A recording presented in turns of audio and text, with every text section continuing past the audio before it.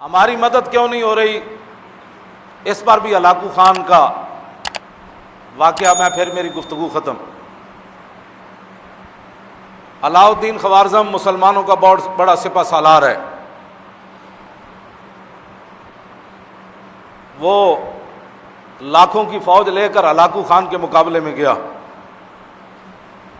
عین جب لڑائی کا موقع آیا تو علاؤ الدین خوارزم نے اپنی فوج کو واپس بھیج دیا اور خود بھی واپس پلٹ آیا کہ ہم نے نہیں لڑنا ہلاکو خان سے۔ لوگوں نے کہا کہ یہ آپ نے کیا کیا ہے؟ وہ بغداد کی اینٹ سے اینٹ بجانے آیا ہوا ہے اور آپ فوج لے کر واپس آ گئے، کیوں نہیں لڑنا چاہتے؟ توجہ کرنا، ہماری مدد کیوں نہیں ہو رہی؟ علاؤ الدین خوارزم کہنے لگا کہ میں ہلاکو خان کی فوج کا مقابلہ نہیں کر سکتا۔ اس نے کہا کیوں؟ اس نے کہا جو میں نے سنا نا اور جو میں نے دیکھا تم نے نہیں دیکھا۔ انہوں نے کہا تو نے کیا دیکھا؟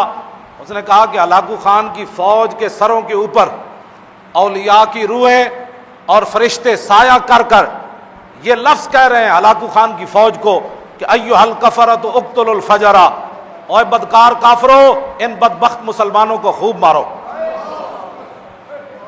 نے کہا جب اللہ کی مدد ہی ہمارے ساتھ نہیں ہے، فرشتے بھی اللہ کے یہی کہہ رہے ہیں ان بدبختوں کو مارو۔ یہ کلمہ حضور کا پڑھتے ہیں، آئیڈیل غیروں کو سمجھتے ہیں۔ یہ کلمہ پڑھ کر بھی ان کو یقین نہیں ہے کہ ہم نے کیا کرنا ہے۔ انہوں نے پاکستان حاصل کرنے کے بعد 69 سال گزار دیے حضور کے دین سے خوف زدہ کرتے کرتے۔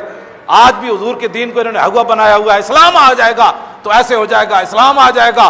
لوگوں کو ایسے ڈراتے ہیں جیسے ڈاکوؤں سے ڈراتے ہیں۔ اسلام کو انہوں نے ہوا بنا دیا۔ انہوں نے کہا کہ ایھا الکفرۃ اقتلوا الفجر، اوے کافرو ان بدبخت مسلمانوں کو خوب مارو۔ اس نے کہا جب اللہ کی تائید ہی ہمارے ساتھ نہیں ہے۔ جب خالد بن ولید پھنس گئے تھے نا شام کے محاذ پر، اور پوری فوج نے، ہزاروں کی فوج نے، ان کے 10 بڑے بڑے سپہ سالاروں نے خالد بن ولید کو گھیر لیا تھا اور صحابہ کو پتہ نہیں تھا کہ خالد کدھر گئے۔ خالد بن ولید تنے تنہا ان کے تعاقب میں نکل کھڑے، انہوں نے پہچان لیا۔ ان کا سپہ سالار کہنے لگے یہی وہ بندہ ہے جس نے پورے دنیا کے اندر اپنی طاقت کی دھاک بٹھائی ہے، آج اس کو مارو تو ہر چیز واپس لے لو گے تم، اس سپہ سالار کو مارو۔ خالد بن ولید فرمانے لگے مجھے موت سامنے اس دن نظر آ گئی، میں اپنے گھوڑے سے نیچے اتر آیا، ہزاروں کی فوج کے میں گھر گیا، ان کے سپہ سالار آ گئے۔ آپ فرماتے ہیں کہ ہاتھیوں کی طرح ان کے سپہ سالار تھے جنہوں نے مجھے گھیرا۔ جب خالد بن ولید، اس صحابہ کو پتہ ہی نہیں ہے خالد بن ولید کدھر گئے، تنے تنہا ان کے پیچھے بھاگ کھڑے ہوئے۔ جب یہ صورتحال بن گئی تو تھوڑی دیر کے بعد انہوں نے کہا کہ خالد آج نہیں بچ سکتا۔ تھوڑی دیر کے بعد پیچھے سے جناب آواز آ گئی، خالد بن ولید کے پیچھے حضرت کاکا آ رہے ہیں، حضرت مثنیٰ آ رہے ہیں، حضرت شرحبیل آ رہے ہیں، بڑے بڑے جرنیل صحابہ پیچھے سے گھوڑے دوڑاتے ہوئے آ گئے۔ کافروں کے اندر تھر تھلی مچ گئی۔ انہوں نے کہا کہ یہ کیا بنا ہے؟ آتے ہوئے انہوں نے ساری فوج کو بھگا دیا۔